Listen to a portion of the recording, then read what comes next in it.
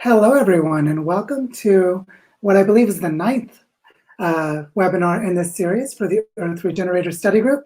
I'm Joe Brewer, and I'll be your host and facilitator today, and really excited to have you here to talk about parenting for Earth regeneration. And I want to invite everyone who hasn't done so yet to use the chat box to introduce yourselves. As you can see, some people are already doing. And just to say, I really am looking forward to our conversation today. We're going to be talking about something that is going to be sensitive and delicate and probably very personal for most of the people who are in the webinar. So I'm really just delighted and honored to have this conversation with you, because we're going to be talking about how to raise our children in this extremely bizarre and difficult time that we're living in. And so I want to just lay down a few of the sort of like house etiquette and how we handle these webinars. I'm going to have about 30 minutes where I'll give a presentation and have some slides to be able to talk with. And then after that, we'll be able to have an extended discussion and Q&A period. And usually those last about 90 minutes, and the whole webinar tends to last about 2 hours. But I'll check in with everyone as we go to see how we feel as we're progressing along through that time. I also want to let you all know that down at the bottom of the screen is a button that says Ask a Question. And the Ask a Question button can be used to post questions at any time during the presentation or afterwards. And we'll use those questions to organize our discussion session afterwards. So you'll be able to pose questions and then also vote for questions you'd like to have answered. And then we'll go through and answer the questions or have discussions about them in the sequence of whichever are most popular or the most people would like to discuss. So you'll see how all of that works if you're not familiar. Also, I want to encourage you to use the chat box, because in all previous webinars, people have had a lot of dynamic side conversations in the chat box, sharing links, having discussions. So please, by all means, use the chat box to interact with each other. There are going to be a lot of really wonderful people in this session who know as much as I do about the topic in their own ways from their own experience. And so you can learn together with each other, as well as what I'll be sharing from the main stage, as it were. So just want to say again, for those of you who don't know, my name is Joe Brewer. These webinars are part of a group called Earth Regenerators, and it's a free group that's offered in the spirit of gift economy. There are a lot of wonderful people who support me on Patreon to be able to make all of this freely available to everyone. Also, these webinars are immediately available for instant replay. So as soon as the session is over, about 5 minutes later, you could come back to exactly the same link and watch the replay of the session or share it with your friends so they can watch it. So just so you know, it's super easy to do that. And without any further ado, I really want to jump into this discussion because I'm so excited to have it with all of you. And before I do, though, I want to say one other thing is that we have been doing something as part of the study group that after these webinars, the following Monday, so 2 days from now, we'll have a follow-up Zoom session that will be hosted by one of our community members, Diego Gali, who has stepped forward and offered to facilitate small group breakout discussions for really having personal, small, like face-to-face conversations using Zoom. And we'll be doing that on Monday. So at the end of the session, we will drop in a link, or Diego, if you have it available, drop it into the chat box for people to see where to go. But also I'll send out a follow-up email to remind all of you about that I'll send out tomorrow. So with that said, again, if you have questions during the presentation, just go to the Ask a Question box at the bottom of the screen, type in your question, and vote for questions you'd like to have answered. And when the presentation session is over, then we'll have the opportunity to do something really great on Crowdcast, which is the software we're using, which is that when I come to address a question that someone has answered, the person who asked the question can be invited into a video conference session where they can come on screen and we can discuss the question and have a conversation about it. That allows us to do more than just a lecture sort of question and answer, but have some dialogue as well, which really deepens and enriches these sessions. So with that said, let's go ahead and get started. And I'm going to go into screen sharing mode so that we can start the presentation portion of the webinar. So here we go. What we're going to do today is talk about parenting for Earth regeneration. And I'm starting off with this picture here because this is my daughter that's in the front with a couple of her friends here where we live in Barichara in Colombia. And I just want to stress that everything we're going to talk about today, my family is attempting to live out.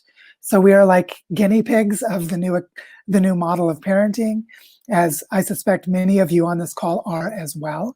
So I'm going to go back and forth between what are more like conceptual insights or strategies and personal experiences in what our family is doing to try to make this broadly useful for whatever context you might be in, but also to show in concrete ways how we are trying to live out what I'm talking about so that you can see that this really is possible to do.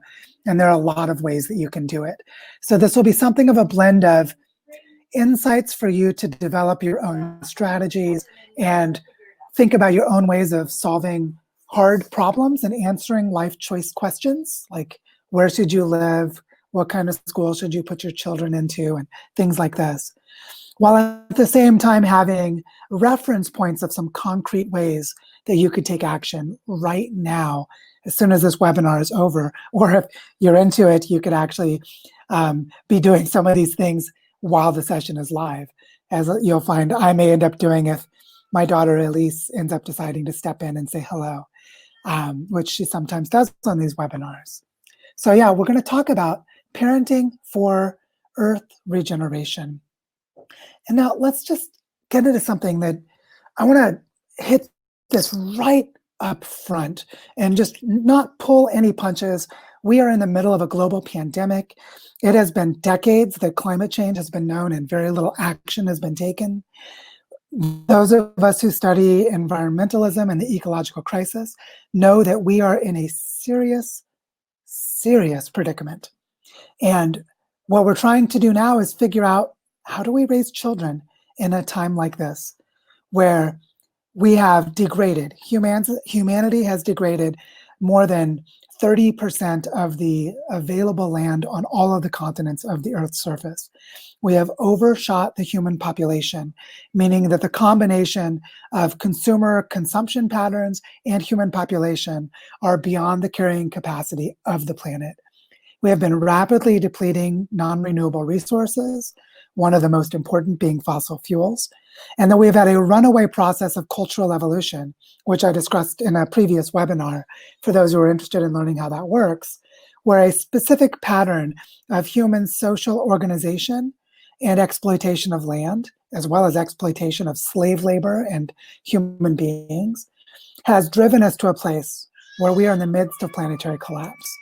So quite realistically, in the next couple of decades, while our children are growing up and becoming adults, it is very likely that the human population will peak and go down, that we will deplete and use up many essential materials that are part of the supply chains of the global economy, and the globalized economic system will have collapsed. And we're experiencing early hints of that with COVID-19 as a symptom of the systemic fragilities that we're dealing with. So in a unique time in history like this, what does it mean to have children? Like, how do we go about answering basic questions about being parents in such an extreme, serious, and important time? And that's what I want to talk to you all about today. I also want to stress that in the last 50 years, there have been patterns of change in the world that have made it much more difficult to raise our children to be regenerators of the Earth. One thing that happened about 15 years ago is that we crossed the threshold where more than 50% of global humanity now lives in urban environments where they effectively have no immersion in healthy, intact ecosystems. They do not know what an intact ecosystem is. They have very little ecological knowledge, and everything that they experience is continual feedbacks and reinforcement that the only thing that exists is the human world, which of course is a subset of the global biosphere. And so this disconnect in the lives of so many people is a huge, huge challenge for those of us who want to connect our children to a path of ecological restoration and community resilience. I also want to stress, and you may hear it in the background, my daughter's crying right now. I think she fell and bumped her knee, and my wife is taking care of her. So if you hear that, she's calming down a little now. I want to say that we have another problem, which is most of the patterns of change in the world are occurring exponentially, which means they get faster and faster and more intense as time goes on, in such a way that the scale of change is faster than the human scale of comprehension. And we have something called intergenerational amnesia, where the baseline of what is normal for us as children is profoundly biased, profoundly skewed. And most of us have no real sense of what a stable and healthy planetary system looks like, because we were born after too much destruction had already occurred. This example here between 1913 and 2012 of watching a glacial retreat is only one example of a planetary pattern of degraded lands, of lost biodiversity, of humans moving away from hunter-gatherer or traditional societies and being placed in colonized, globalized economic systems that are disconnected from our ancestral history. So this amnesia about the past, this inability to know what it was like before, is a huge challenge for us as parents, because most of us are trying to raise our children in ways that we did not learn ourselves. So we have to learn these ways while our children learn as well. And there's a beautiful turn to that of how we can learn together. But this is an extremely difficult challenge that we have to confront as parents, trying to deal with change in the world today. I also want to stress that our children need to learn how to regenerate the earth in a time of cascading and accelerating collapse. Now, this diagram, as some of you will know, is the planetary boundary frameworks developed by the Stockholm Resilience Center, which is an amalgamation of Earth system science research, looking at the patterns that are causing the Earth system to become unstable. And just the brief summary is that we're at most risk of catastrophic harm to humans due to loss of biodiversity, which is a mass extinction event, the spread of nitrogen and phosphorus as chemicals in the industrial agricultural system, degradation of ecosystems, which is what they call land system change, and climate change. All these other aspects that are in that graphic are important as well, but these four are the ones that we've already overshot and are in processes of collapse at this moment. So our children have to regenerate, bring stability and harmony back to systems that are in overshoot and collapse right now, and are on geologic timescales, so they will continue to be in collapse throughout the rest of our children's lifetimes. So during an extended period of planetary collapse is when we have to put in motion patterns of ecological restoration and community resilience. So this tells us is that this is the time for us to create a new normal. If there's an intergenerational amnesia, and the normal today, the majority of humans, is living in urban environments disconnected from the consequences of our actions that are causing a threat of human extinction, then we have to change our social norms, create different understandings of the ethics and practice of normality. So this conversation about getting back to the old normal with the current disruption of the global pandemic is absolutely absurd, because there is no old normal. It's an extremely rare and unusual time in history, and it's an ephemeral one that is going away. What we need is a new normal, a way for children growing up to just feel like everyone participates in regenerating the earth. That's just what humans do. And as parents, this is one of our primary objectives if we're trying to raise children that are regenerators of the earth. There's another really important thing to bring up before we get into how we do this work, and that is that there's a question that's probably on all of our minds. Is it ethical to have children during a time of overshoot and collapse? I just said a moment ago that the human population is too large, which is actually a controversial statement for a lot of people, because they're not at a place in the grieving process where they're ready to accept the amount of collapse that is already guaranteed to happen based on things that happened decades ago in the past. So if there are already too many humans on the earth, should we be having children? What's interesting about this is that the answer to this question depends on your own moral worldview. It depends on whether you believe humans are good or bad for the earth. So if you choose to have children in this time, you have an ethical responsibility to raise those children to the best of your ability so that they are net positive for the biosphere of the planet. If your children are helping to regenerate the earth, then it's ethical to have them. But if you have children to just place them in a consumer economy to further accelerate destruction, then you are unethical and probably unaware that you are. So you can see this is a really contentious question, but it's a question that we all need to hold delicately and maintain nuance about as we explore how to be good parents in a context where a lot of people may come to hate humans and think that humans are like a plague or a virus that should be vanquished from the earth. There are already people who believe this now, and we need to protect against this if we're going to raise our children to believe that humans can be a healing force for the planet. All right, let's get into parenting for Earth regeneration, holding all of this in mind. So briefly summarizing, we're in a time of unprecedented change with a scale and pace of collapse that means our children are going to have a very difficult future, and we need to raise children who are ethical in specific ways that enable them to be net positive for the Earth. So how does that work? Well, there's a lesson from cross-cultural anthropology, and here I'm drawing from a book called The Stable Society by Edward Goldsmith, where he observed that cultures that teach their children to treat all life as sacred, those tend to create behaviors that he would call pro-future, meaning their social norms are structured so that behaviors today protect ecological health for future generations.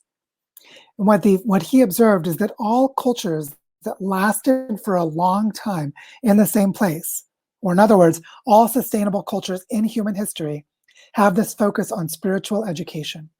That what they do is they teach the children that the plants, animals, rocks, rivers, mountains, these are not objects, they're beings, they're people, they're sacred relationships. In this picture that you can see here, our daughter Elise is touching a plant that I just told her that it's in the process of dying. You can see how some of its leaves are turning brown. And when I told her that it was dying, I said, this plant is in the process of becoming an ancestor. It's already released its seeds, and now it's giving its body back to the earth to become soil. And my daughter intuitively, at 3 years old, began to delicately caress this plant and say, it's okay. Everything's going to be okay.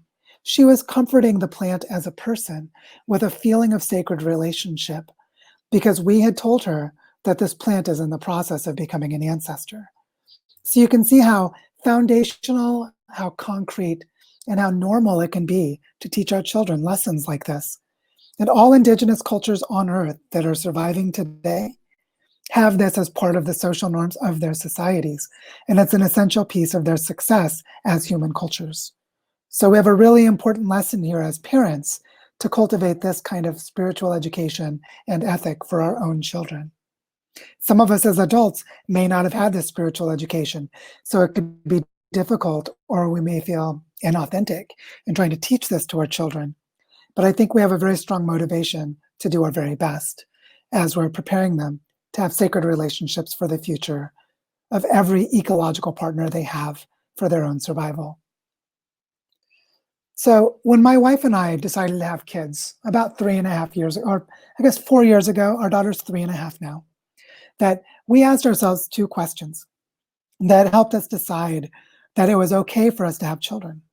One of them was we asked, how will we prepare our child, and how will we help all other children to prepare for what we know is coming? We know that we're in planetary overshoot and collapse. Our eyes are wide open about the danger that we are bringing a child into. So how do we have an ethical responsibility to prepare our child for this future and to prepare all other children we come into contact with? The second question we asked ourselves is, what must we do to normalize the idea that regenerating landscapes is just what people do? See, here's our daughter sitting with 3 other children, watching us adults as we're building a small water retention system by creating a pond. So these children just think, well, adults get together and they restore the water to the land. That's just what the adults do. And the kids help do it too. So that's what kids do. This way of normalizing the practices of regeneration is something that we take very seriously and that we think is an important part of parenting in this unique time in history. So we set out to answer these questions, and this is how we're structuring our lives. Now stepping back for a moment and looking at the sustainability movement writ large, what you'll notice is that most professional work on sustainability focuses on adults.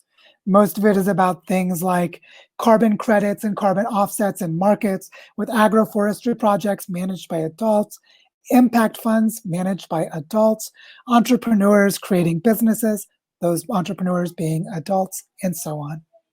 But the key that we've discovered as parents is that if we want to evolve a regenerative culture from one generation to the next, that we have to create a kind of coherence across entire social systems that go to the scale of the family and how the family organizes itself, how that family participates with and is integrated into its community, and how communities are integrated into their larger bioregions or the territories on which their survival depends. And one thing that we've learned is that if we can integrate each of these levels around children, have the children be the center around which we design, that we can create coherent families. Instead of having children go to a private school to learn nature-based education while the parents go to work, but everyone uses fossil fuels to drive back and forth between their work and their school, and there's not coherence in the family system. That if we can create integration of the children into the family, then we have the foundational building block for creating regenerative communities. But if we don't create pathways for families with their children to develop regenerative practices, then communities never achieve the adoption of these regenerative practices. So they never grow to the scale of bioregions, which means they do not approach the scale of the planet. So this is a really essential piece. And so this is something that I really want to talk about. Probably we'll talk about it more in the Q&A part of the discussion. But what you can see is that there are different scales of coherence that are needed. And there's also different scales in time, because there's early childhood development and prenatal care.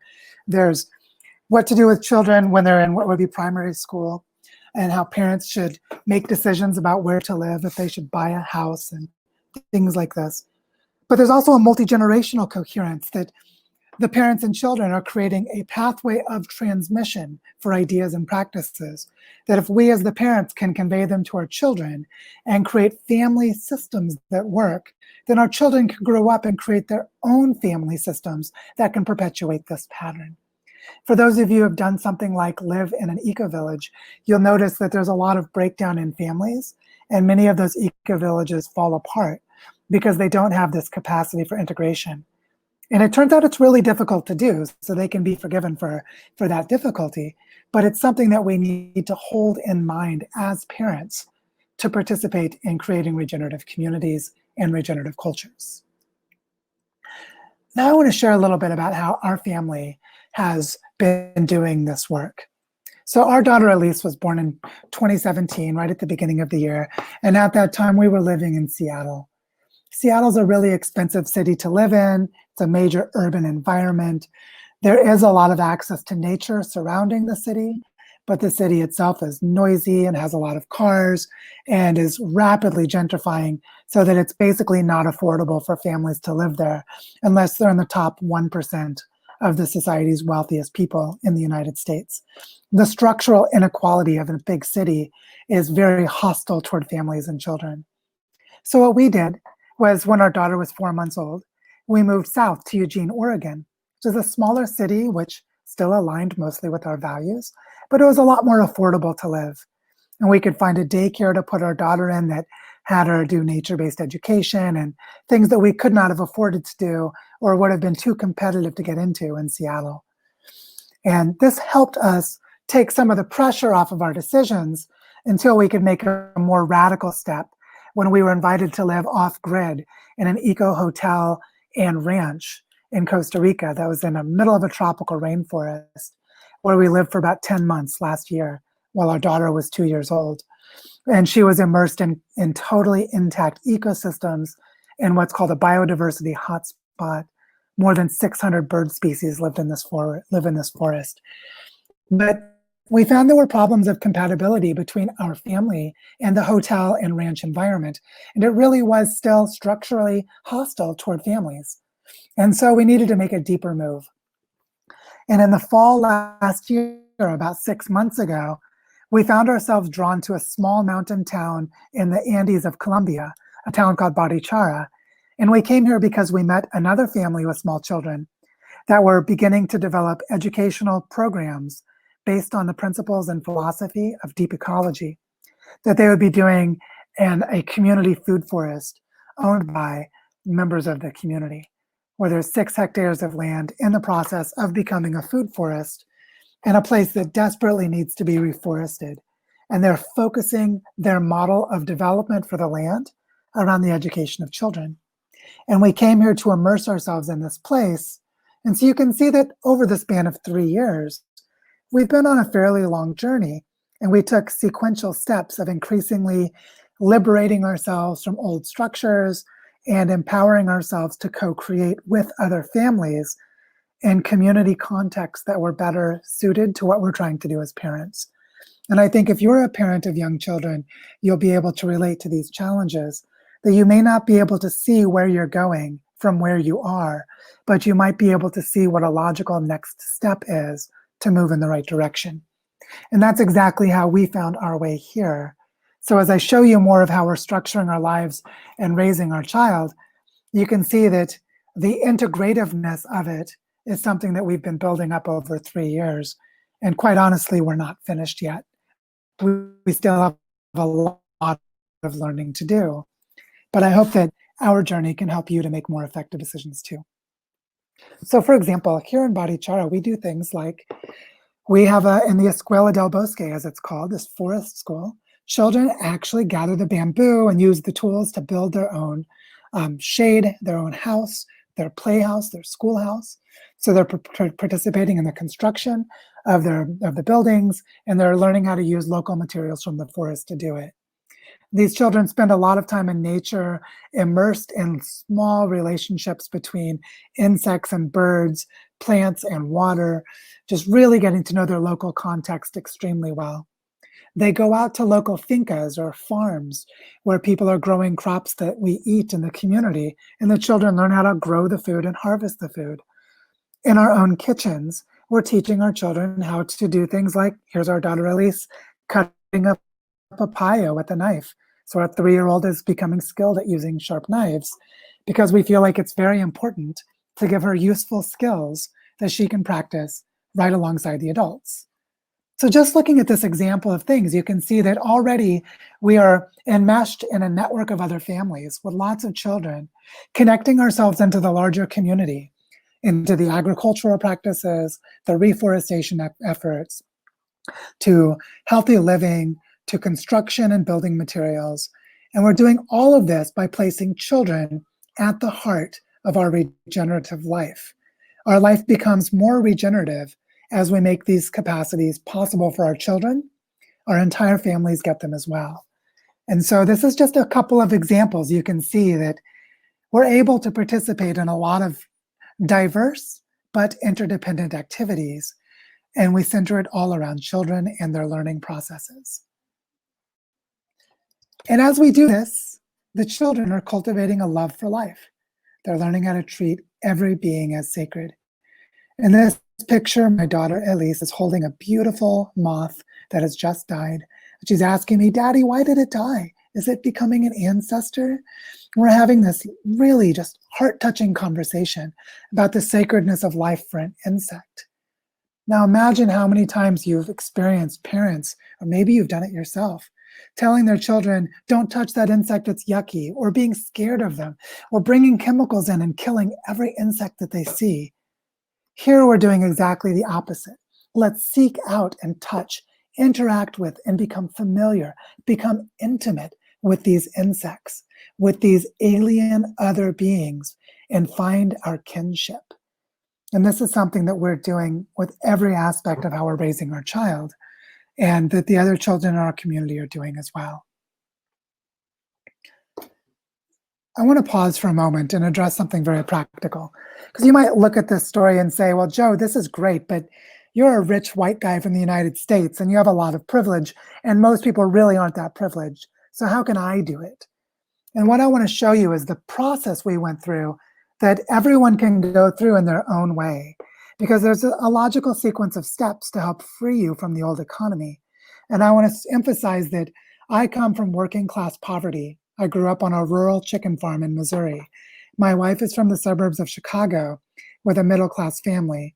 And we've actually had a lot of economic hardship in our lives because the United States is so unequal and debt burdens people so much. So what we learned how to do was to definancialize our lives. We started a process of lowering our cost of living. This began about a decade ago when we sold our car, which took away all of the cost of having a car, and got around only by walking, biking, and using public transit. We lived in Seattle, which had a pretty good transit system and good bike paths, so we were able to do that.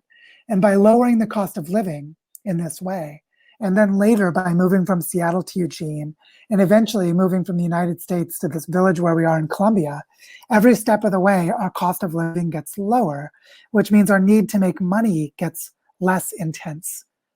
Another thing that we did before going to Costa Rica is we gave away about 90% of our possessions. We dramatically simplified our lives. And by doing this, it freed us to be easier to move, to be more adaptive, to make quick changes so that big decisions could be made more easily. And this pattern of lowering our cost of living, simplifying our lives, and where possible, not going into debt, helped us to do the most crucial part, which is gave us the flexibility to try living in a couple of different places until we found a community. And when we started to find a community, as we did here in Barichara, we could participate in a kind of gift economy, that our cost of living was so low compared to where we lived before, that we could just stop needing to work for money, have more time to be with our own child and with other people's children, and just participate whether anyone pays money or not. And the extent that we do that is an indication of our success at freeing ourselves from the old economy. And that allows us to start creating life-giving flows, regenerative exchanges between ourselves and our community. So for example, with the forest school, we would just volunteer to go. So we paid for our daughter to attend, but we also just came ourselves and were adults to help out with the other kids. And we didn't care about anyone paying us. Also, my wife and I didn't have to work. So we were free during that time. We could spend several hours each day with the children. And this was only possible because of this pattern of definancializing our lives. So I just want to say that this is a strategy that you can also take from wherever you are to free yourself, to free your family, to explore and experiment, to find your way into a better way of living. And it took us about 3 years to do this. And if you look back to when we got rid of our car, it was a decade. So we've been on this road for a long time. But if you look at the pattern, you could probably do it more quickly than we did because we know this pattern works. So I just wanted to offer this as a little bit of advice about how you can think about changing your own life to become more regenerative in ways that are resonant for you. Another thing I want to stress is that by taking this path for your family, you can cultivate what I would call a regenerative pathway for the place where you live.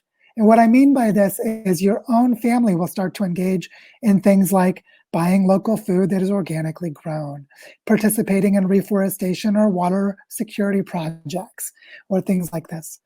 And so if you start to make these life choices around the development of your child, then your whole family will be making these life choices. And that means that you'll be learning together with your child. You'll be something like an informal school as a family, with the parents and children learning together.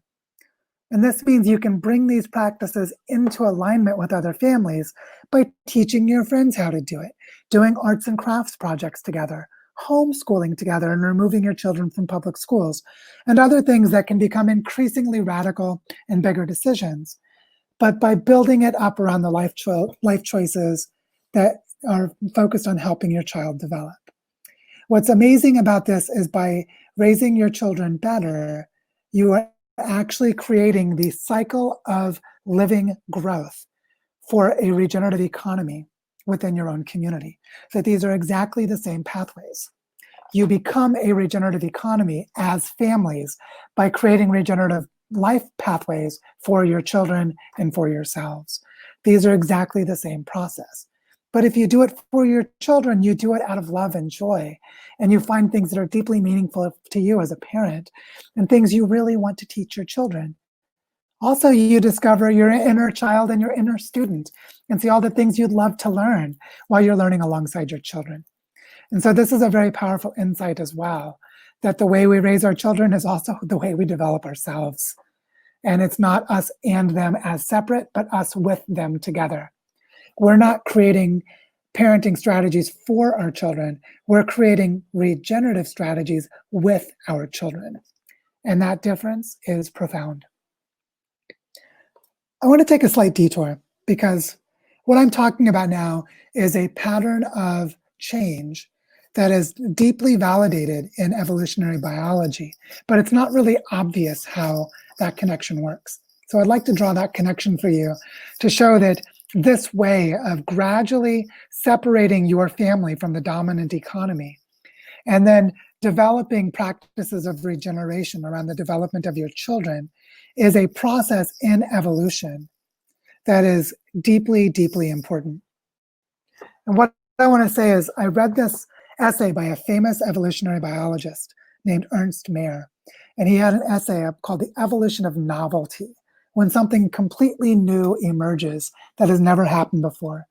And he used the example of amphibians developing lungs so they could breathe in water and then breathe on land. And how did that happen? And what he noticed was that if you take a fish, because all of us land dwellers, we all evolved from fish about 200 million years ago, that there's this interesting thing you'll notice is that fish have gills, which can have water pass through and they can absorb oxygen. But they also have a swim bladder that can take air and inflate or deflate like a balloon. And what's interesting is that the swim bladder is sort of like a really dysfunctional and crappy kind of lungs, because the swim bladder inflates with air and deflates with air and increases oxygen available for absorption by the blood.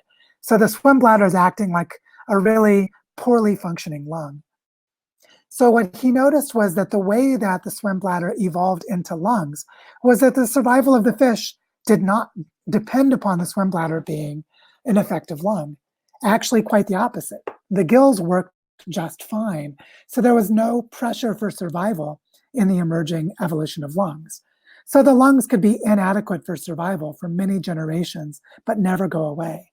And this creates a parallel trajectory where the gills are preserved to keep the functioning core life system alive and moving, while an inadequate and dysfunctional organ in the body can gradually evolve to the point of becoming functional until eventually you have the capacity for being an amphibian.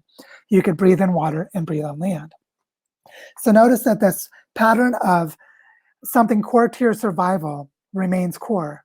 But if you can remove some of your activities from those survival needs, then you can start to experiment even if you're clumsy and things don't work, but it's not very risky to do so. But as you experiment with these clumsy things, you will eventually find something that's robust and really works, and you could actually depend on it for your survival. And at that time, you could completely stop using the old way of surviving. This strategy is how evolution has solved this problem of novelty for 3.5 billion years. So the idea here is to do exactly the same thing for economics, to have your family relax its need to survive in the old economy, while at the same time tolerating mistakes so you can try things with trial and error until eventually you figure it out. And then when you figure it out, you're on solid ground and you can survive and live in this alternative way of being. And then you could just show people that new way and they can adopt it and bypass the entire learning process, which can help other people get there more quickly. Which in a sense, this webinar is a small version of doing that, because my family has spent several years learning how to do something I'd love a lot of you to do in 6 months or 1 year. And then all of us learn together to do it even more quickly so that more people can join us. So this is a little digression into evolutionary biology to show that this pattern of creating a regenerative family is actually a deep pattern of intelligence for all living systems that we can intelligently employ as we raise our children. All right, continuing. What this basically means is that we need to create a kind of tolerance for being clumsy so that we can explore different ways of living. So while my family was in Costa Rica, which is when this picture was taken, it turned out we weren't in a very good environment to raise our child, but we didn't know that until we got there. Our costs were so low to live there because I had a work exchange that I gave workshops in exchange for room and board, that our family didn't have to pay money to live there. And so we could experiment with this for 9 months, as we did. And it was a pretty low consequence experiment. We were very privileged and lucky to have that specific opportunity, but you might find ways to co-live with your parents so they can be grandparents, to co-live with other families to help each other with your children, or do other things that creates a sort of risk tolerance for mistakes so that you can really practice and learn without it being detrimental to your survival. And that this is really essential to parenting in this unique time in history. Another thing I want to say is that we're trying to solve a really important problem. And when my wife and I had our daughter, we discovered that the biggest broken thing in the entire modern era is the separation of adults from children. The way that our children are born and we go to work and they go to daycare. And then when they're older, we go to work and they go to school. And then we go to work and they go to college. And then we go to work and they go to work. And our children are raised by strangers and our families are broken apart. But what's interesting is most of us don't really appreciate this, but you can feel it in every day of your life, that all we're doing is preparing everyone to become economic slaves in an industrial economy. The children go to schools that are structured around the processes of factories, and most adults work corporate jobs, even if they're in the public sector, that have them basically being cogs and machines of organizations. And all the while, they're in boxes. Specifically, they're inside buildings. They're not outside in nature. So this whole system of economic sort of enculturation to be servants to an economic machine is built into breaking families apart.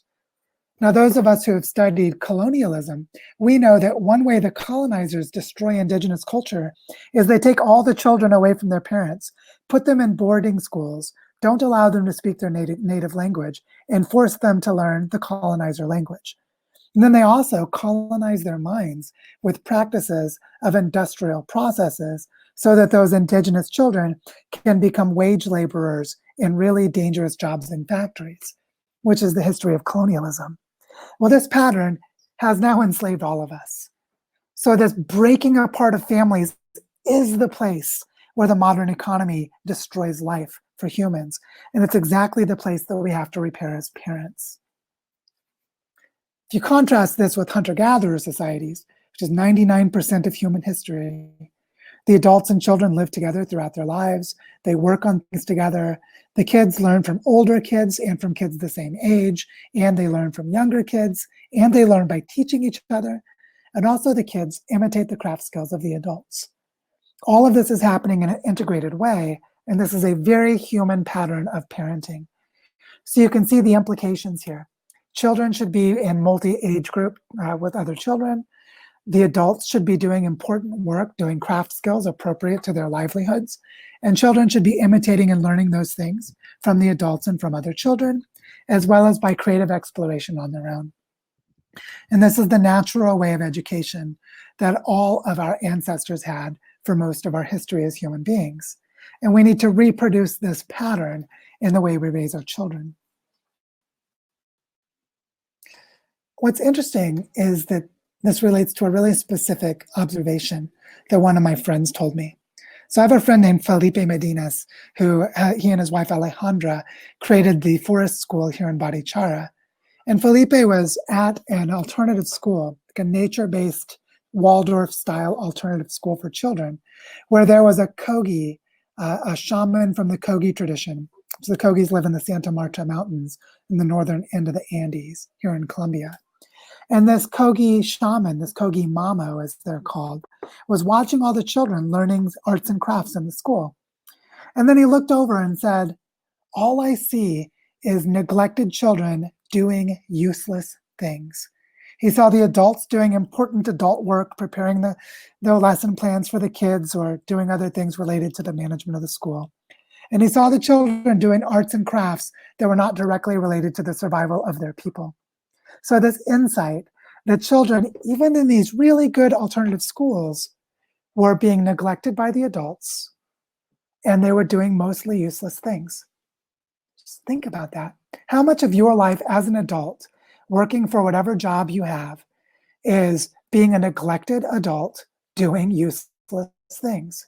This is something that we teach our children in our schools. And so if we want to undo this, that means the children cannot be neglected by the adults, and the children need to learn useful things. So let that sink in as you think about how to raise your children. Another thing that's really important is that planetary regeneration.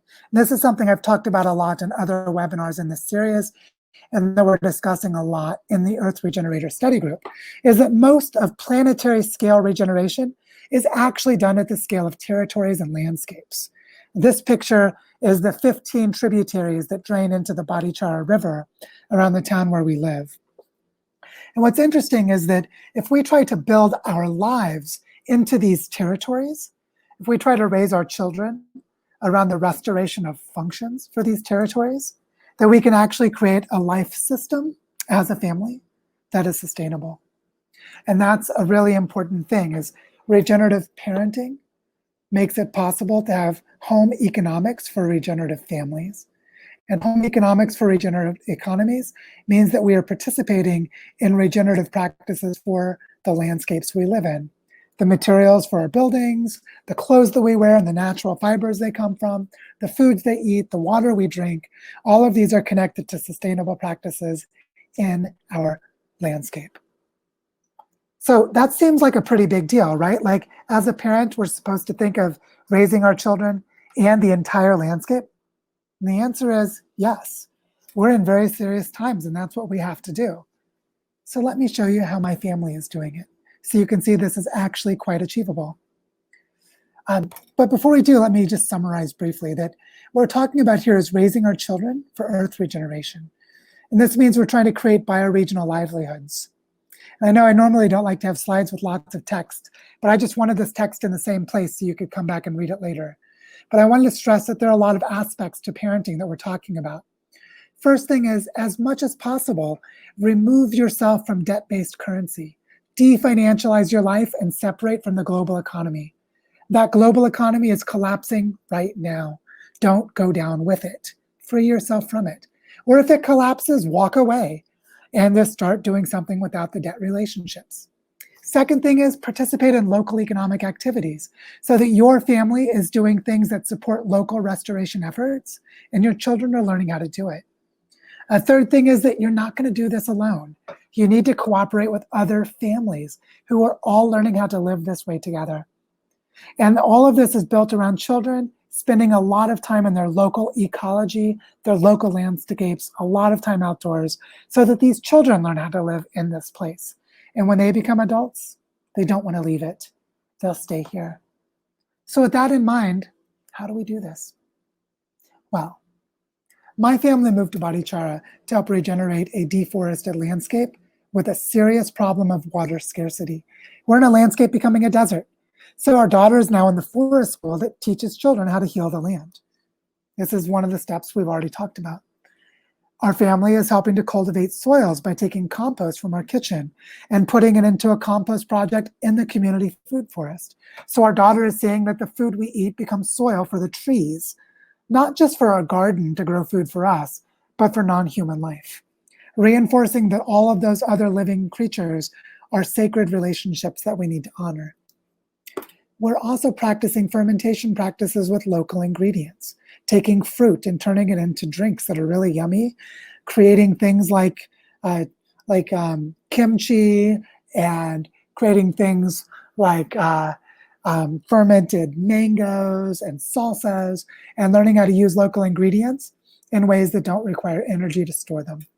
So we're learning about local ingredients and how to process them as a family, and also learning really healthy food practices that create quite delicious meals. Also, we're learning how to cultivate native trees by gathering the seeds, learning what the trees are and identifying them, bringing the seeds home and germinating them and cultivating them, and then replanting those baby trees in the forest. So our daughter will grow up seeing trees that she planted.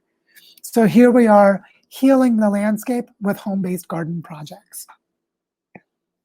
We also participate in local food exchanges among the campesino farmers. And this means we go visit their farms and see how they grow their food. But also, every week we get a delivery of all the food the farmers are receiving.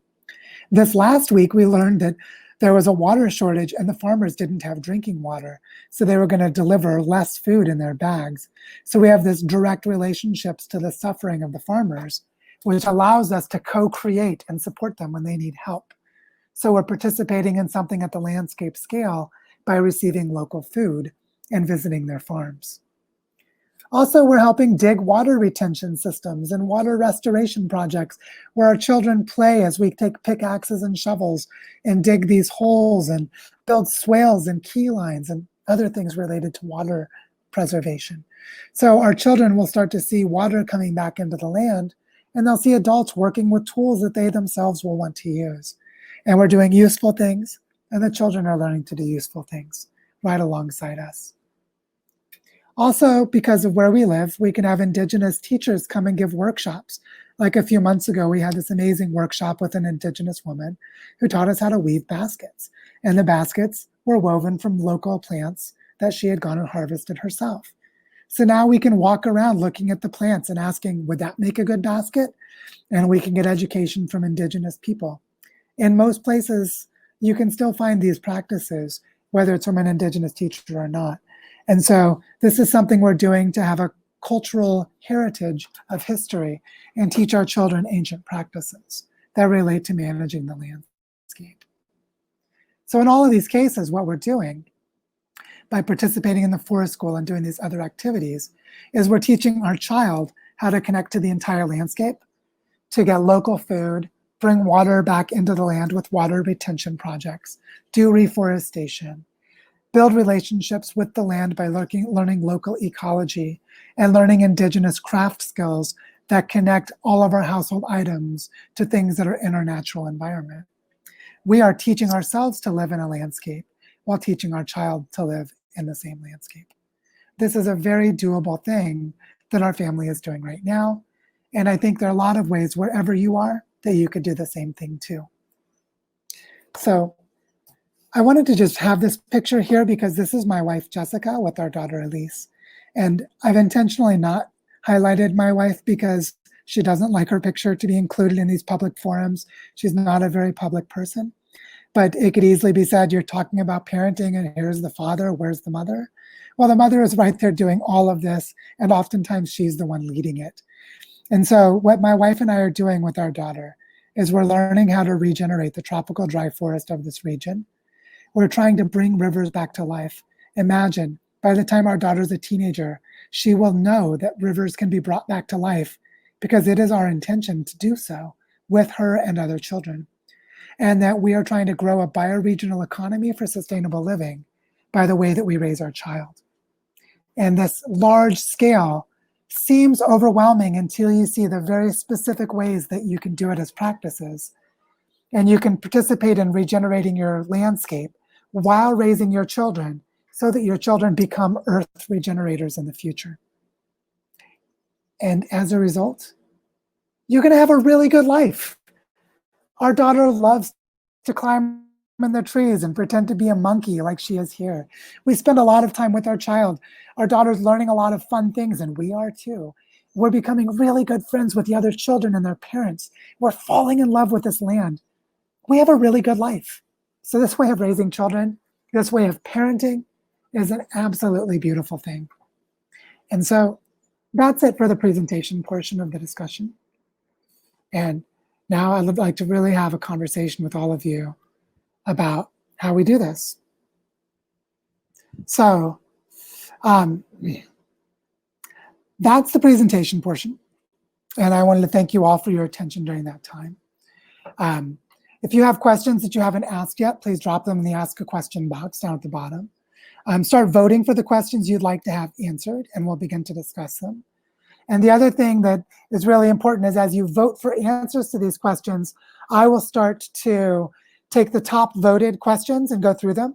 And whoever asks the question will be invited into discussion. I'll invite you into a video screen. So if you've asked a question and you don't want to answer, don't want to be on the video screen, you can let me know in the chat box. But you'll see, we'll role model that now with the top voted question is actually from Travis Kriplian, who's a dear friend of mine. So I'm going to invite Travis into the screen. And this first question is, how to introduce kids to the magnitude of our challenges while mitigating probability of suicidal thoughts? Oh my goodness, this is a good question. So Travis is a dear friend. We were just talking earlier today. Travis, you know this because we've known each other a while. I've actually dealt with suicidal feelings and depression in my life. I don't know how much that's been the case for you, but this, I think, is such an important question. So tell me a little more of what you're thinking here, and let's start a conversation about this. We'll jump right in. Yeah, it is kind of jumping in the deep end, huh? I mean, it's just on my mind. Like, I know that my son, three years old, just like Elise, is very empathetic and feels things around him quite strongly. And he has been getting introduced to like what death is, and he's talking about how he doesn't want to die, and like these things that are pretty poignant. And yeah, I don't want to create trauma in him that will prevent him from being able to take good actions or be a healthy, thriving human, as we try to educate him about the state that the world is in, while still giving him the efficacy to take action. So to me, like, I mean, my personal answer is just like, well, we need to be also getting him experience with the kinds of techniques that can actually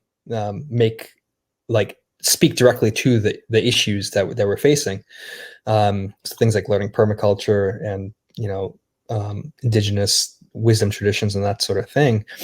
But it seems like it still feels very scary to me.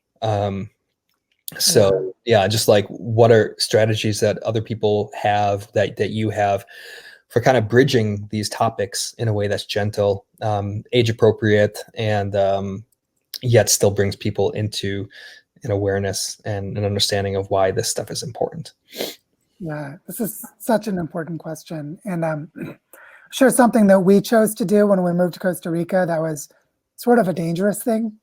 We took our daughter to a biodiversity hotspot, which means we are exposing her to a baseline that, like, this is what thriving is like. Mm-hmm. So if a child has that as normal and then they experience the loss of it, it can create a really big downward spiral. And so that was a risky move for us that we're still contemplating how to handle. And what I've learned about my own difficulties with depression is there are two aspects of skills that help people deal with depression or deal with these really dangerous emotions that could cause us to really, to be at risk. One is meditation, mindfulness practices. Mm-hmm.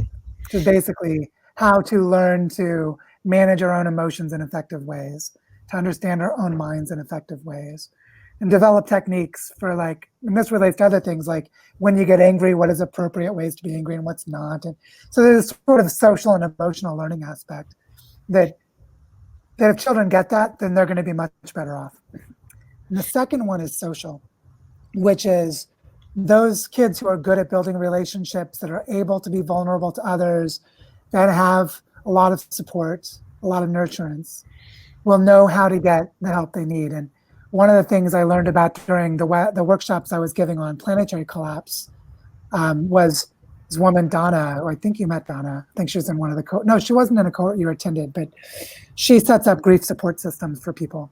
And it's basically knowing when you're about to be in emotional danger and letting your friends know you need extra help. So there are specific techniques and skills to empower us to get the help we need to go through difficult times. It's sort of like if you know that your father just died and you're about to go to the funeral, and it's going to be really hard on you, to have a lifeline to an old friend and say, in the next week, I might need to call you at 3 o'clock in the morning. Is that okay? And your friend says, I'm here at 3 o'clock in the morning, doesn't matter, my phone's right next to the bed. Then you just created a support system for yourself. And so there are things like this, in addition to things like you said with learning permaculture, having empowering practices, which I think is the deeper antidote to it. But I think more specifically, it's these internal psychological skills and emotional management tools and social supports. And to the extent we build those, we're actually being regenerative as humans, which allows us to tolerate degenerative systems around us to a greater extent. But yeah, this is the big topic. How does that land for you, or what do you think about that? Yeah, I mean, I think it's great. It's just talking about like integrity across all the different aspects of one's life, and so then as parents, we're trying to help our kids cultivate integrity, and so social fabric, techniques for managing one's own emotions, tied in with awareness of the social and ecological challenges we're facing. That makes a lot of sense.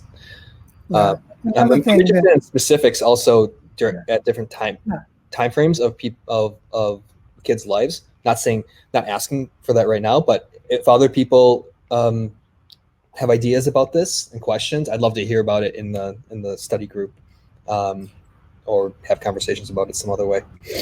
Awesome. Yeah, no. Let's create some conversation threads about it and get some conversations going. Thanks for asking the question, Travis. I really appreciate it. All right, let's jump on to some more questions and discussion, because that's just such an important question. I see that Jeff has asked a question here that's getting a lot of votes, and so I'm going to invite Jeff onto the screen. And Jeff is asking, the window for adapting to parenting for regeneration is very small. Kids grow fast, and if parents already have kids when they learn about regeneration, it can be, quote, too late. How do we offload the structures for parenting into local networks that young families can find when they become aware of this? So Jeff, who's out there with you? Is that, oh, hey, Kristen, how's it going? You're both there, awesome. Good. Yeah, you guys both know this because you have older kids. This window of time, especially when you get to teenagers and they close themselves off to adults in a pretty significant way. Let's talk about this. Tell me more of what you're thinking here. Just to restate the question briefly, there are developmental windows for children. So some of us will miss these windows of regenerative parenting. And how can we create pathways for parents to find it more quickly? That's one way of asking it. If you want to amend that, please do. And let's talk more about what you're thinking here. Yeah, I mean, I think there's two sides to that. The one is what you just stated about helping get parents to those pathways quicker. The other side is, we talked a little while ago about the industrial structure of schooling and working in urban areas and whatnot, and someone can have fairly old kids before they realize that the whole system is a sham and that they need to come up with a different way to live. So in fact, I think I saw you shared this event the other day on Facebook, and there's a woman talking about her teenage sons, and there was that definite, it's a struggle, right? Like, you've done everything you can, and yet now you realize something you didn't know then, and there is a definite anxiety about it. Did I screw up? Am I too late? Did I mess this up? So there's that whole side of it. And then there's also like our experience when the kids were very young still, was like Kristen had this whole idea about what she called a parents hub. It's just like a co-working space with kids present where you'd create that village where everything would be intermingled. Of course, 10 years ago, like there was nobody could even comprehend that space of like why you would have your kids at work with you. That would be so distracting. Yet it's something that we've been called to.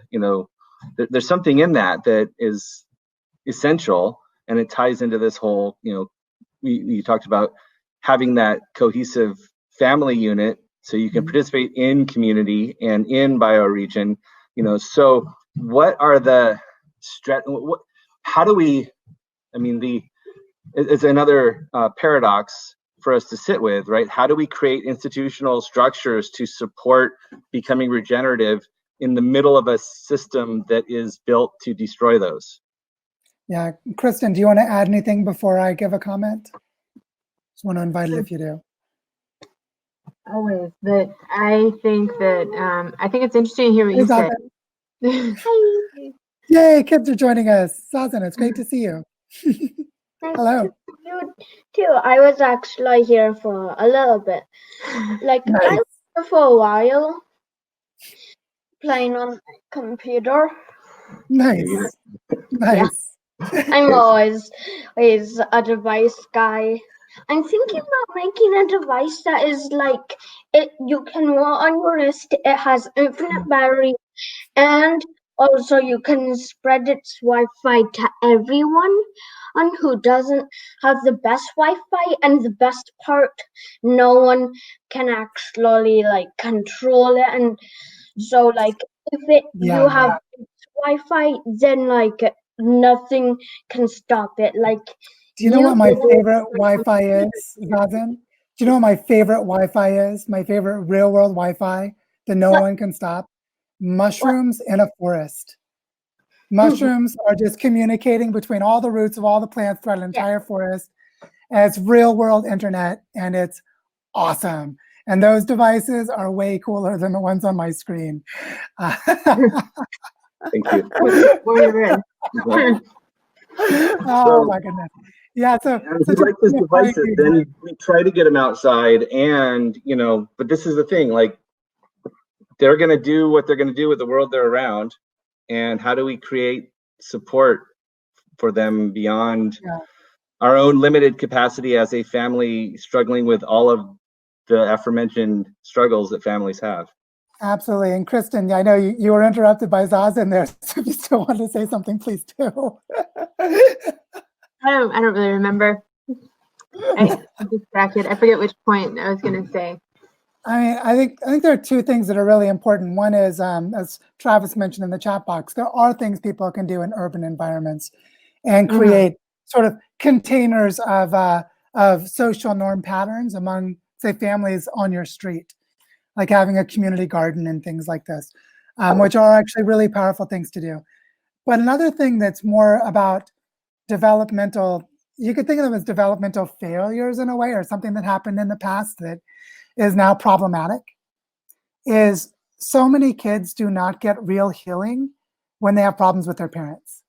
And I'm imagining that if my parents, when I was like 15 years old, had done some big intervention to really like come forward and say, we really want to help, like we messed up and we really want a good relationship with you. I feel like I don't even know you. I feel like we need to get to know each other again.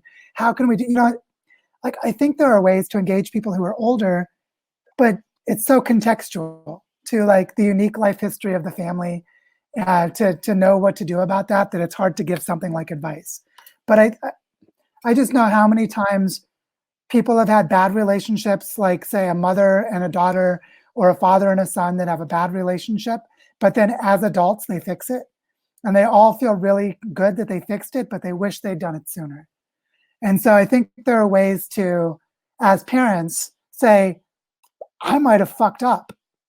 Could I actually do something deeply healing? Could we have some truly healing ritual with our family? And then to reflect on what that is and figure out how to do it. And so I do think there are ways to do things at older ages, but it's so contextual to the specifics of the people involved that I don't know what more to say than that. But I wish that I'd had better restoration and healing with my father as a teenager, for example. That would have helped me a lot as a young adult. And so I see this as just another lens in for the older kids, but just one. Yeah, Kristen, what do you want to say? Okay, so I was mentioning this before we were talking, and he's like, well, that's not what we're talking about, but it's totally relevant to what we're talking about now. So, I mean, you know the story, the whole troubled teen industry and survival camps, that kids get sent away with, that happened to me when I was 14, and it was just being kind of evicted from the family and forced to go through these, kind of crazy, like survival, hiking, building shelters type stuff. And I was telling Jeff, it'd be awesome if there was a family thing, because I've done a lot of work. I was in a nonprofit, that was fighting these industries. It's a multi-billion-dollar thing because people do know that they have problems and they want to fix their kids, but they're still othering it, and they're sending these kids off, and they think they're going to come back fixed, but the kids often commit suicide that we were talking about. They have a higher risk of committing suicide and getting in criminal trouble and drug addiction. And it's horrible statistics for these places. But I think it's because of what you're saying. I mean, I think the family needs to be together, and it is about the whole kind of unit getting therapy. There's sort of like a truth and reconciliation process is needed for the family. Yeah, that's a really potent idea. No, thanks for bringing that up. I see there are a lot of other questions, so I want to make time for more. But I know we'll keep talking about this personally, and we'll see also how it can weave into the continuing dialogue. But yeah, Kristen, thanks for bringing that up about the survival camps. I like for families. the direction that goes for the families. That's very interesting. So thank you for that. And it's great to see you guys. Great to see Zazen as well. Awesome. So yeah, this is just really feeling the potency of the conversation. And what I want to do really quickly before going to the next question, which is with Julian. And so Julian, I'll jump to you in a second. But I just want to say, I want to ask how everyone feels. Because something that I find is so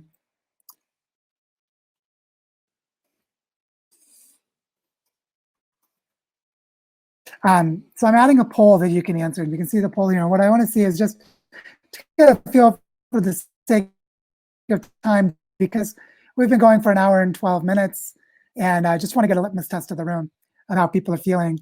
And while you're voting, I'll go ahead and start with the next question with Julian. So Julian, I'll invite you onto the screen. And Julian's question is, as parents of a nearly 8 and 12-year-old living in an urban area very much plugged into the market economy, how do we reorient parenting towards regeneration? What are the first steps I can take, and what are medium-term steps? This is really good because it's sort of tracking what we've done in our own lives of how we were very much in a context like this at the beginning, and our family has made shifts from that place. Okay, I see from the poll that the majority of people are pretty happy to keep going, so that's good. Thank you for just responding to that to give me a feel. Julian, hey, how are you? Welcome. Good to see you. Good to see you. I'm getting a little bit of an echo effect from me. I'm not sure why. Can everyone else hear me? Okay? Hear Julian. Yeah, I see Julian's muted. Yeah, I don't know what's going on with the audio. I'm going to do a quick refresh. And we'll jump back in.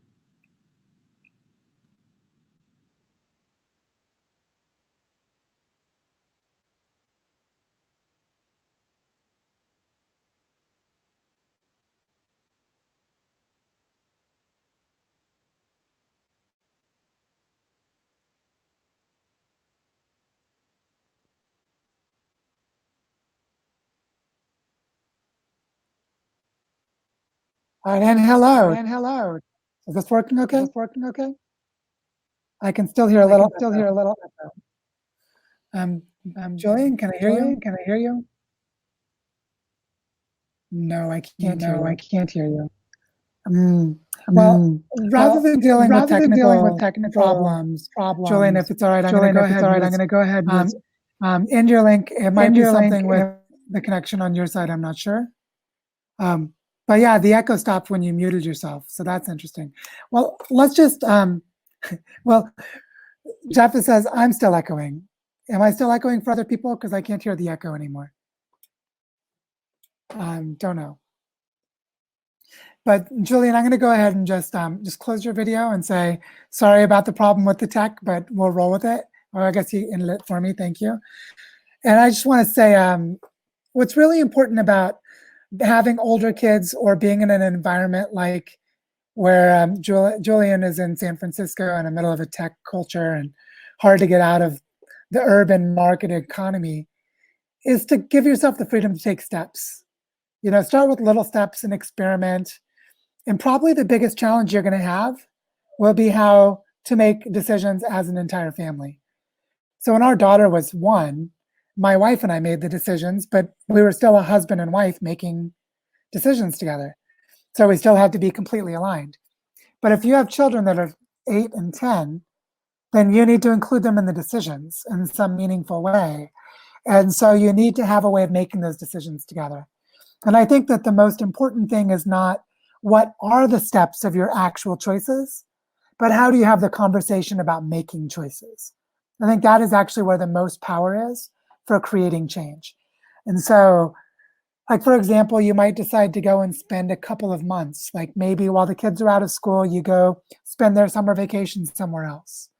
Or you might go and spend time with grandparents from one of the parents in the family or something like this. That I think there are a lot of ways to explore the question of how to make life changes as a family and then try little things. Or maybe take a vacation somewhere for 1 week or 2 weeks with the family while considering how to make these choices. And then you can start to learn how to make those decisions. You know, dipping your toe into the pool is better than diving in at the deep end. And that's completely true for this as well. And so I think those first steps are really about how you as a family discuss the decisions themselves, even more so than what the decisions are. And so I hope that's helpful for answering that question, because it sort of parallels what we talked about a moment ago. So I see the next question that's got the most votes is coming from Nisha. Hello, Nisha. Welcome. I'm going to invite you in to have a video conversation, and hopefully the technology will work for us. And Nisha is asking, do you save money for healthcare emergencies or old age when you may not be able to work? Or is that not a concern in a regenerative family? This is such a good question. Hi, Nisha. How are you? It's great to I'm good. have you here. Nice to meet you too. I think the question you're asking is interesting in a sort of deep way, which is how much we've normalized social democracies. Mm-hmm. It's like hunter-gatherer societies did not have healthcare systems. Yeah. And so there's this thing of really going away from our sense of normal to even ask this question and then come back to it. Yeah. So the question about, do we save money for healthcare or do we do something else? For me, this question is about risk tolerance. Mm-hmm. Like, as a family, how much do you as a family tolerate risk? Yeah. Like, our daughter was 2.5 years old playing in her toy box in Costa Rica when the world's deadliest spider was in there, which is also the world's most aggressive spider. And she was digging in her toys and said, Mama, there's a big, so, you know, you can see we had a pretty high risk tolerance. Yeah. We were also 1 hour from a hospital, and the hospital wasn't very good. Where we live now, it's 4 hours to the nearest hospital. Wow. And we don't have health insurance. And so this is a very personal question of, you know, for your family, how do you feel about it? So I'd love to just, you know, let's talk a little bit about it. Like, is this something you're thinking about for your family, or is this something you're just thinking about in general? Like, tell me a little more. So maybe the best way to answer it is that I'm very urban. I tried to compost and I failed. I mean, who fails at composting? I did. And so I come at this from a reversing climate change point of view, and I am worried. I have 11-year-old, and I thought what I would do is bridge the gap between this world and your world, and because I see both sides, and I've always been good at that, and bring money from the old world into the new world to build it a little faster, to scale it. And I know that's not your language, but that's how I grew up, So Yeah. I have a corporate background, and yet I feel very compelled to do something. So I don't think I would be okay with the spider. And so I'm just being honest, it would freak me out. And I also don't like being dependent on anybody. So I'm very much, and yet I come from a culture where people would just, I grew up in India, and people would just walk in sometimes when I didn't want them to walk in at like 7 a.m. when I haven't had my coffee yet.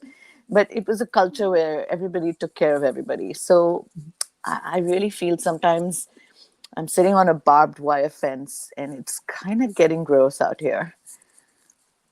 Yeah. Well, one of the things you just named that's really important is we don't like to have to depend on people, but in worlds where there are strong institutions, there are weak social ties between people. Like I have good friends from Switzerland, and Switzerland has excellent healthcare and education and social programs. But people don't actually help their neighbors because they don't have to. Yeah. And so those social institutions, it's completely an externality of the system. It's an accident, but they weaken community relationships. And so there's a really, paradoxical observation. The paradox is you don't need to depend on people much, or you don't need to depend on people as much when you become more self-reliant. But as you become more self-reliant, you're better able to help people. And so you end up helping each other more, but in very different ways. And it's paradoxical, right? It's sort of both at the same time. So how do you feel about, like, my work is bridging this divide and bringing money into regenerative projects. And I love the idea of enabling people like you, because I think that's who Wall Street needs to listen to. And I know some really good people there. They're not bad people. They're just in a system that is regenerative. So I'd rather bring them along than, I don't know, it feels like I went to live in an eco village or somewhere. I would be just disengaging from my world where I grew up. Yeah. I mean, one of the things that's really important is we're in an ahistoric time. And what I mean is there is no moment in history that's ever been like this before. Yeah. And so we can't look at a previous time and say, that's what we should do. It worked then. And there are some things that are pretty timeless, so you could probably trust them to work. But in general, like, we actually need to be like skeptical of anything that says it worked before for this reason. And so like saying, let's go back to the village because the village is the way people survived for a long time. Yeah. Well, the village only existed during the Holocene, and the Holocene is over, this warm, stable period of climate. And so we don't even know if villages will work in the future. They probably will, but we can't say for sure. So it's like healthy to just have like just that hint of critical skepticism. And one of the things that I think is really challenging in this discussion is the role of technology. Like, am I on my computer on the internet or not? When there's so much we can do with technology to coordinate our actions. So this question around healthcare and around, for me, the question on healthcare is a question around managing risk. And so participating in information systems like the internet is also, how are we managing risk? So in that sense, they sort of touch on each other. And what I think is really important is for us to each see how we are already part of living systems, and then try to bring our families into alignment with those living systems from wherever we are.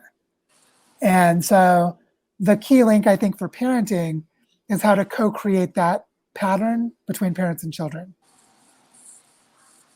Which is like, oftentimes we think, because sustainability is, like I said, the adult world, you're thinking of your professional peers, and then your child is sort of in a different realm. And what I'm saying is put that conversation together. Like, invite your kids into the conversation with the adults. have the conversations with our kids and, work to integrate it.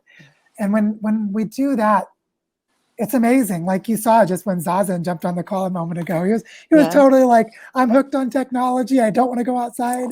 And you could be like, oh, this kid is lost. You're like, but he wants to create an information ecology that creates collective intelligence. Well, that's pretty cool. And so, we have to live in both worlds while we're in this place. And so, so that's what I think is really important. It's about managing risk is what I think. So I do want to give others a chance. I just want to say yesterday I told my son that I was working on this book on reversing climate change, putting together all my research, kind of like my unofficial PhD on this topic, just to get it out of my system. And he said, Mom, can I co-write it with you? And he started jumping up and down, and he's like, but you have to promise me that 2 people will be in the book. And then he mentioned the guy, who's invented the ocean plastic collection system. Yeah. And Greta Thunberg, who he looks up to. Yeah, so it's one of the really important things for kids is kids need to become a locus of power. They need to have agency, decision-making capacity. And what we've been doing, like I had that picture of our daughter at 3 years old, like with a sharp knife cutting papaya.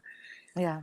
We supervised to be sure she did it right at first. Yeah. And then we just said, we trust you to do it, but I'm going to watch. Let me know if you need help. And what she did was when she was concerned she might cut herself, she said, Daddy, is this okay? Yeah. So notice she was leading. She was leading me then. I wasn't leading her. And so children can lead even at a young age with the right scaffolding. And so the scaffolding piece is really important. How we as parents empower our children to make better decisions and then empower them to actually make the decisions. Yeah. And then from that place, we can actually co-create. And so I think like as you're thinking about any life changes you might make, that idea of having the conversation as a whole family is really, really important in exactly this way. Yeah, I don't think I'm quite where you are, but we're all starting from wherever. Yeah, and it's a journey for everyone, and we're all here to help each other. Sounds like a plan. Yeah, so thank you, Nisha, very much. And thank you. I look forward to your book with your son together. Yeah, I'm hoping it'll come out soon. Awesome. Well, be well and talk soon. Take It's so powerful to hear about kids that are really like they're sort of done with the adults making the decisions, but they're also ready to help make the decisions themselves.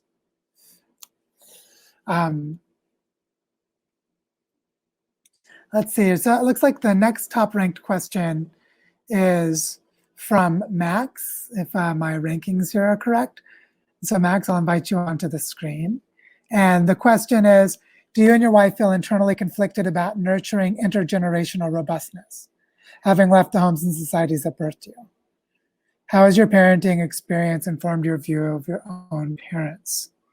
Okay, so this is an awesome question because one of our things we had to do is decide to move away from our parents. And part of it for me that makes it easier is both of my parents are deceased. They died about 9 years ago. So for me to bring my daughter away from her grandparents on my side was sort of a non-issue for that reason. But it's very much an alive question with my wife's parents and our relationship to them. So, Max, this is an awesome question. I see a lot of parts to it, but I want to hear more of your thinking about it so we can, let's round this out a little bit and then let's talk about it. Yeah, absolutely. So I'm thinking, I think a lot in the framework of the evolved nest, and particularly the importance of alloparents and, grandparents, perhaps, perhaps particularly grandparents. I don't have any kids, but my sister just had her first child, and I see the way that my dad is just so in love with his first grandson, and you can just see how important and how instinctual those kinds of relationships are in person, but also in the academic theory. So, I mean, that's got to be hard for you, I would imagine, to have this impulse to move toward a more holistic community integrated lifestyle, but at the same time to have to kind of walk away from aspects of what might have previously existed for you? Yeah, like one thing we deal with is my wife grew up in a suburb of Chicago. And so her childhood was watching the remaining native prairie get destroyed and get turned into strip malls. And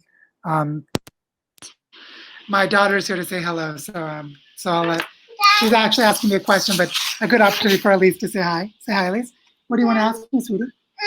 I'm talking to all my friends here, but I want to hear your question. Ma haven't seen this shirt in a long time, and it's not hers. Well, we just had some friends over for lunch. Maybe it's one of theirs. We'll ask our friends to see who it is. This is my friend Max. You haven't met him before, but he's really nice. We were just talking about Nana and Grandpa, actually. Do you want to hear what we're talking about, Nana and Grandpa? Yeah.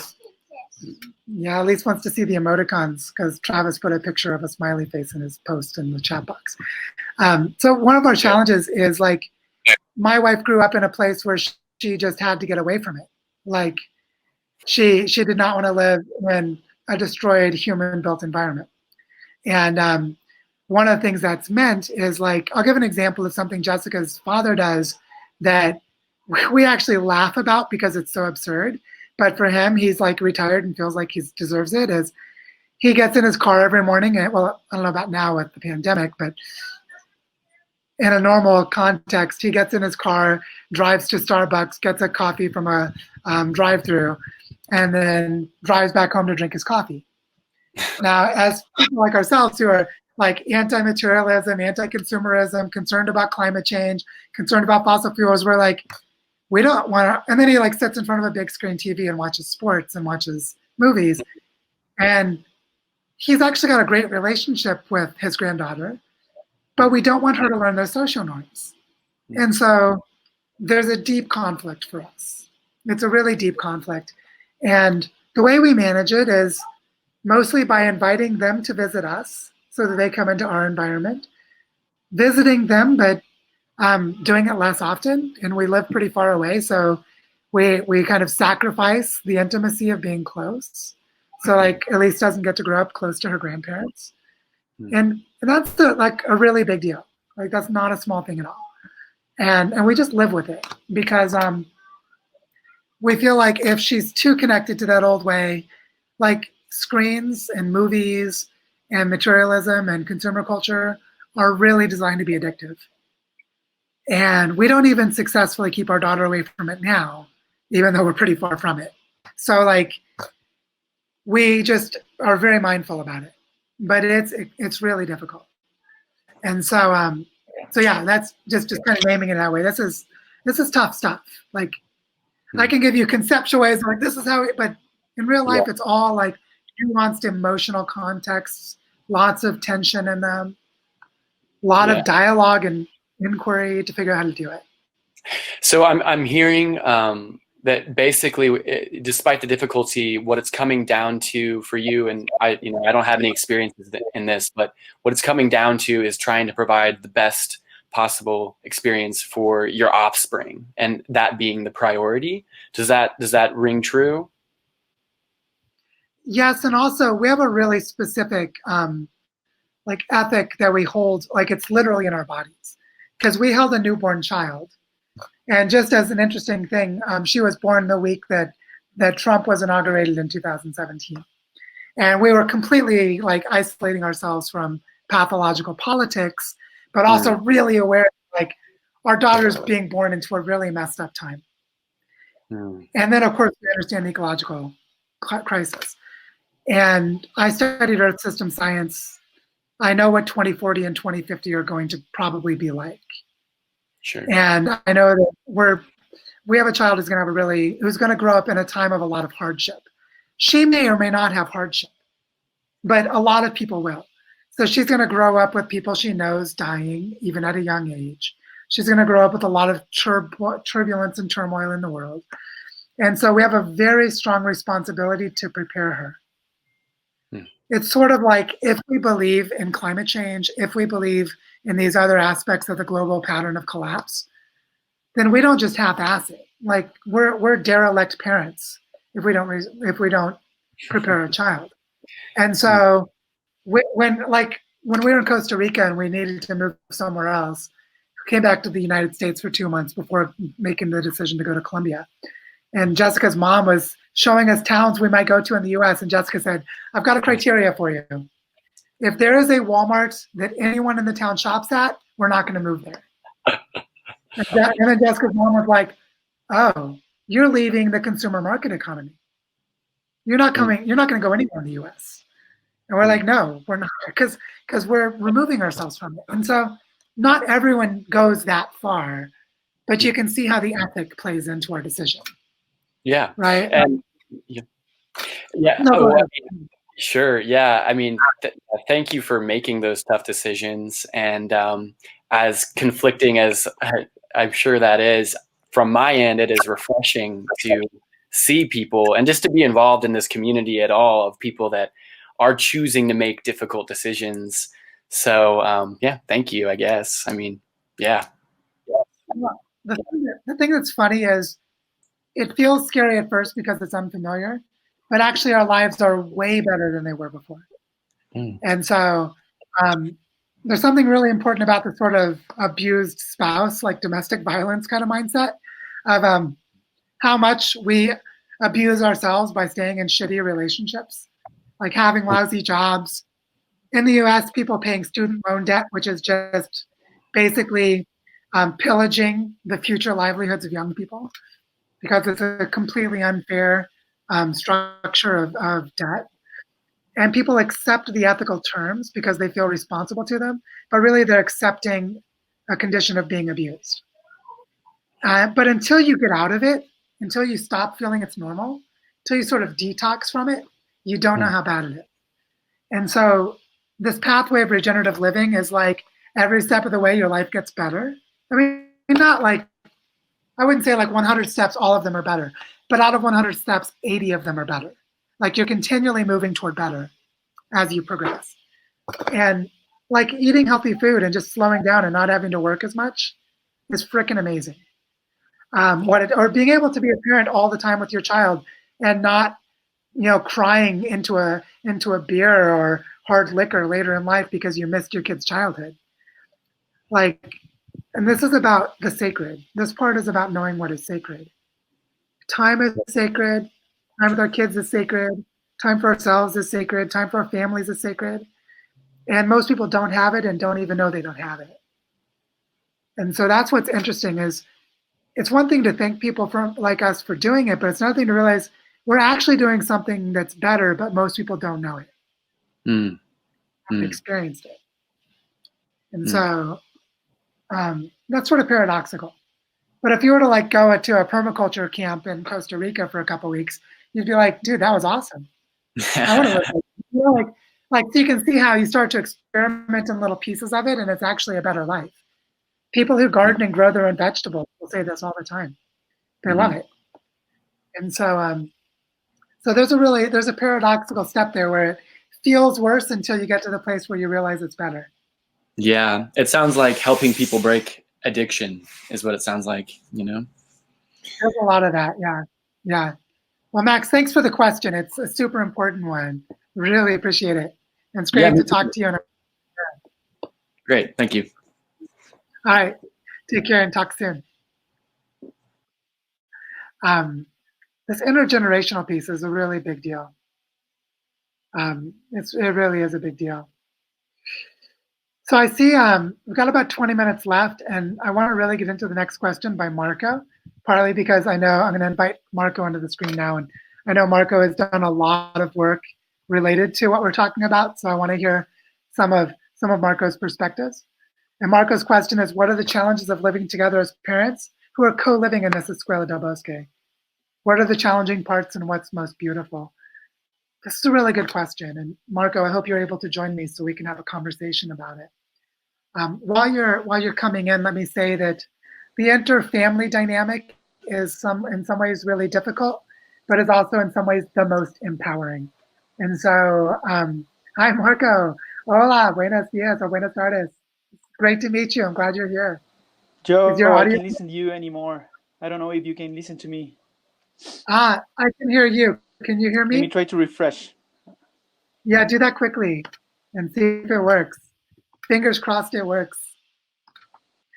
Um, one of the things about living in a multi-family relationship is I think there are 3 levels that people can think about.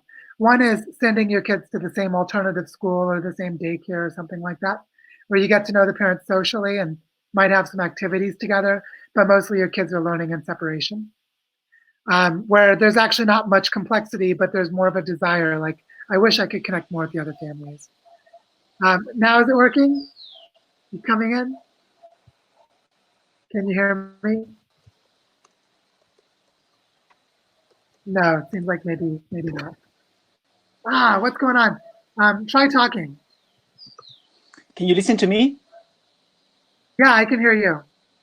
Okay, I can listen to you, but I will try to go deeper in the question. I'm from Ecuador, and me, myself, and a community, we have tried to build this kind of, like initiative with gather families and try to build a strong community. And the main challenges we have had is that many of us, we are parents of small children, and we are kind of sensitive about some issues. And we is the first time we have kids, so we don't have a lot of experience on that. And is the first time we are kind of building a community with regenerative values, and people, families are in different stages of decolonizing and healing themselves. So, for instance, in narratives of competitiveness, like kind of kids playing like, I'm the warrior and I'm killing everyone here, or we wanna build a narrative of sacredness with nature, and kids are kind of playing burning the whole land, all this kind of stuff. So it's how you have dealt with this kind of building a common DNA or core values. So in La Escuelita del Bosque is it's a cohesive essence of regenerative adults trying to take care of kids. We haven't made it, and that was kind of the main struggle, aligned with economical differences, So basically that I will be really happy to hear from you and how you have dealt with that, and also which are the challenges for you as parents of small children and living with other parents and kind of like sharing this parenting. Thank you. Yeah, no, thank you. It's all right. I don't know if you can hear me, so I'll just say, if you can't hear me, watch the video. What I want to say here is this is a really important inquiry, because as we start to move into the family dynamics, that's when I think my typing is really funny when I was writing and speaking at the same time. The challenge here is really about holding space for transitions. So, like, within our group of families, we were experimentally homeschooling with 2 other families. There were 5 children in total. And then the Escuela Bosque, there were more like 10, 12 families. There's some more involved and some less. So it was like 15 or 20 children. And so we had a deeper, more immersive pattern with a small set of us, and a more general, less deep relationship with the rest. And what we found was that, like, for example, one of the kids would watch one superhero movie, and then you couldn't stop him from just like pretending to be a kung fu fighter, punching and kicking everything, picking up sticks and swinging them like swords. And it was like, he only watched it once, but he's 4. And so it just absorbed in. And it's not really the parents' fault, and the parents trying to address it too. So these interpersonal dynamics of how our children get pulled into the patterns of other children is, I think, where the important work is that we need to let the children lead. We need to see what the children are seeking, what they're looking for, what they're motivated by, and then try to scaffold onto that. And then as adults, we let that lead because we can't really control it. There's a lot of the challenge that we find are around adults trying to manage the other kids. Instead of having this kind of child-led way of doing things. And that's something we found is helping us to navigate this. Another thing is there's an interpersonal dynamic that the philosophy of parenting is a lot like the romantic philosophy of a husband and wife or of romantic partners, which is that the emotions get blended in really complex ways. And so trying to educate and raise a group of children together as families starts to become something. It's interesting. It's something like how polyamory works. For those of you who understand, a polyamory is people who basically have romantic relationships with more than one person at a time. And I have friends who are in the poly community, and so I've seen them, and they basically spend a lot of their time processing emotions, talking about what's going on in their relationships, and it's more than one. So you can imagine when you start dating someone, how much you need to talk and work through the feelings. Imagine that with two people at once. Well, for trying to raise children together in a homeschooling way, it's exactly the same. You're processing all these emotions about conflicts and miscommunications, and being sure people know what's being said and what's being missed, and that is exhausting. And so I think a lot of the challenges around this are about forgiving ourselves and having self-compassion for how much we need to slow down as we do this with other families. And then when we do that, it really helps. Another thing I'd say is that it's really important for families to have sort of economic well-being, the ways that they pay their bills, or they don't need to pay their bills for work exchanges or however it's set up, that enables them to spend time with their kids and also to be able to spend time with the other families. Because this takes a lot of time. This is about being in a community. And so those conflicts need to have time to be resolved. And one way it gets dealt with is by having people who lead different things. So in the Escuela Bosque, there's this one couple, Felipe and Alejandra. They're the ones who design the programs, and everyone just shows up and sort of participates in what they do. And with this difference between who's designing and leading and who's just participating, that makes it easier to just not have to do all the process. So this differentiation of tasks, which is a really valuable thing, is one way that it gets handled. So that's part of it. But I really look forward to more conversations about this. I see the Evolved Nest has been dropped into the chat box, which Max had mentioned and is related to what Marco was talking about, that there'll be some more materials for those of you who are interested. I'm also seeing that we're getting close to the wrap-up mark, and it's 10 minutes until time. So what I'd like to do is just see if let's see here. There are a couple of good questions here, but I'm almost feeling like it might be a good time to start a wrap-up, though. Let's see. Maybe if we take just one more quick question and then do a wrap-up. And I see the question that's got the most votes at the moment is from Benjamin. And Benjamin is, maybe he's already left the call. He's not giving me the place to invite him into the screen. But Benjamin has asked the question, what is your and everyone else's philosophy on hiding anger language expression from your kids? So do as I say, not do as I do. And this is really important because this is about the regeneration of interpersonal patterns and the regeneration of social and emotional health. So one of the big things that researchers have learned about anger management is that that there's a big difference between the feeling of being angry and the behaviors we act out when we're angry. And when we did the webinar on cooperation and we talked about contextual behavioral science, there was this section about relating to different parts of ourselves. It turns out that it's very important for us to be able to manage our emotions, to separate the emotional feeling, which is an inward experience, from the outward behavior. Like it's okay to be mad, but it's not okay to hit someone, right? It's okay to be mad, but it's not okay to break the glass jar. So separating the feeling from the behavior is a big part of how this work is done. And what is super important for children is to learn conflict management skills. And this is a conflict in ourselves. If I feel angry and I want to hit someone, I have a conflict because I may actually not want to hurt that person.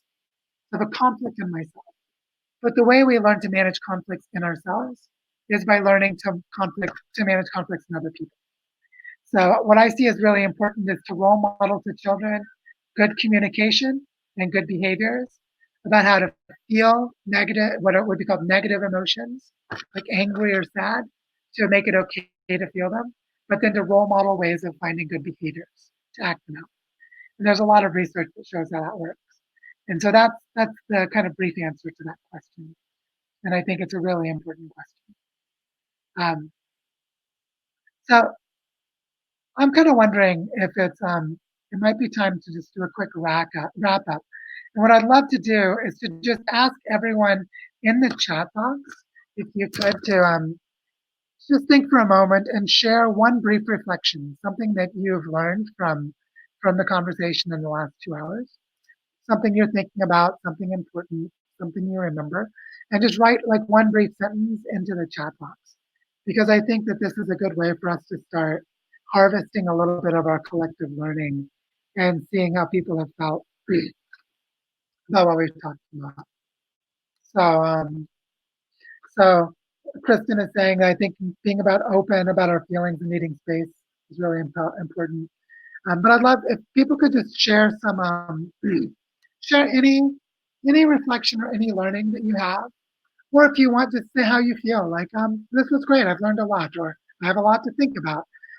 Just something. So Patty is saying she's very motivated to start thinking about the transition, which is wonderful. Let me know how we can help with the study group. Diego is saying the importance of creating supportive networks and context. You don't have to do any of this alone. Every step of the way, we had help from friends and family. Jop is saying we all have a gap in parenting and we think others have covered, but no one has it covered. We're all learning. We're all screw ups. We're all clumsy. Remember what I said about co-evolution, about the swim bladder of the fish? We need to have a safe place to make mistakes and be clumsy. Super important.